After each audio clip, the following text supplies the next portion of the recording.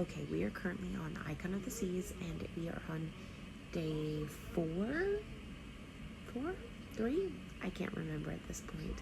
It is Aquaria night. I'm talking kind of low because I have a baby sleeping over here and a toddler sleeping over there. But I just kind of wanted to give my initial thoughts. So we are halfway through this cruise, and I've got to say, we are loyal to Royal. I hate to admit this, but I actually prefer the smaller ships. Maybe this is the first time that I've cruised with kids, and this is making a difference with that, but we haven't even seen half of the ship. A lot of the kids' activities for like the smaller kids are on the aft of the ship, which is the back of the ship. So we've spent a lot of time at the kids' little splash pad and pool, which has been amazing. There's like smaller slides over there for my middle, who's like a little too young to go on the bigger slides. Speaking of slides, so the larger slides initially, there are I think 5 or 6 slides on this ship, and they're really cool slides. It's like going to Great Wolf Lodge essentially, and they are down. Well, 2 out of the 5 are down, or only 2 are open. So that's kind of been a bummer.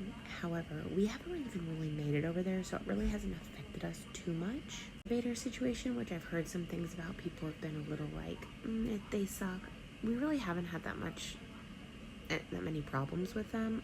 We've just kind of been patient, I guess. So pack your patience.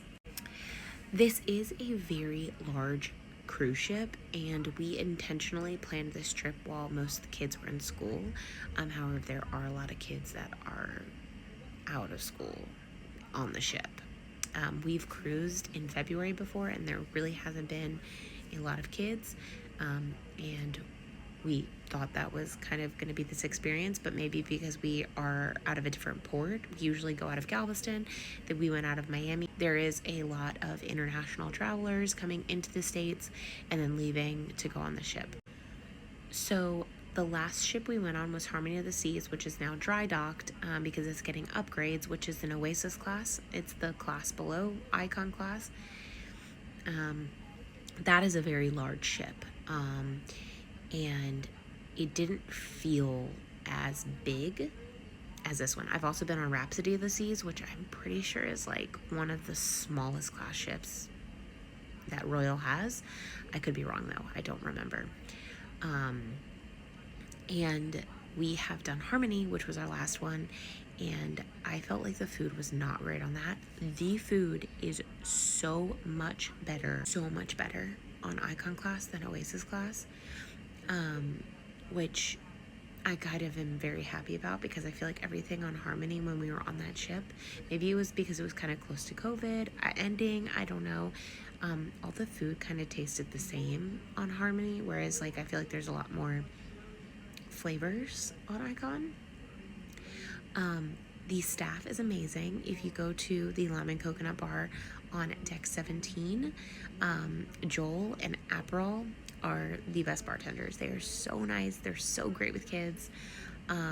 We've also spent a lot of time on deck 17, the Lemon Coconut Pool. Highly suggest that. It is a little tucked away pool off to the side, and my kids love it, and there's a lot of chairs. Speaking of chairs, on sea days, you cannot find a chair, whereas I felt like that was completely different on Harmony.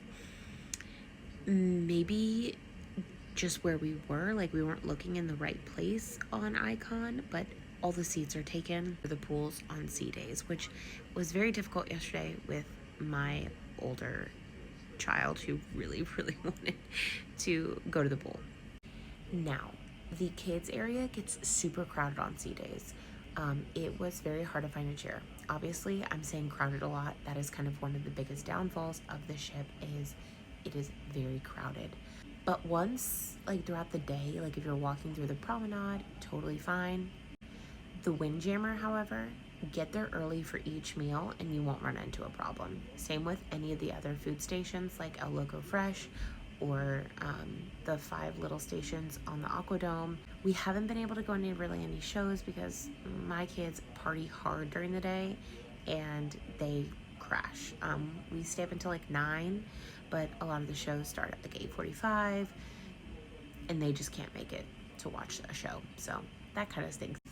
Now, the staterooms. We are in an infinite balcony family suite. It has like the 2 bunk beds. I'll have a whole other video showing a tour of the room. The storage on this ship is incredible. I bought so many different storage options that I didn't even have to use. I brought them with me and they're sitting in a drawer because we have so many storage options. Baskets, closets, drawers. They really utilize every piece of square footage of this room. The one thing I do like about this room is that if you do have a baby, you can put the baby behind these curtains. That is our balcony, and his pack and play is on the other side. So basically we have 3 separate rooms. We have the bunk beds down there, the main room, which I'm sitting on our bed, and then the balcony, which is where the baby's sleeping. So if you have a larger family, definitely recommend this room. It is a little bit pricey, but we feel like it is worth every penny. Our stateroom attendant is lovely. She's great with the kids. She's very attentive to our room. I've never had a problem with that on any of the royal ships. I've been on a few. This is my 5th or 6th cruise. And so we have definitely loved all the experiences.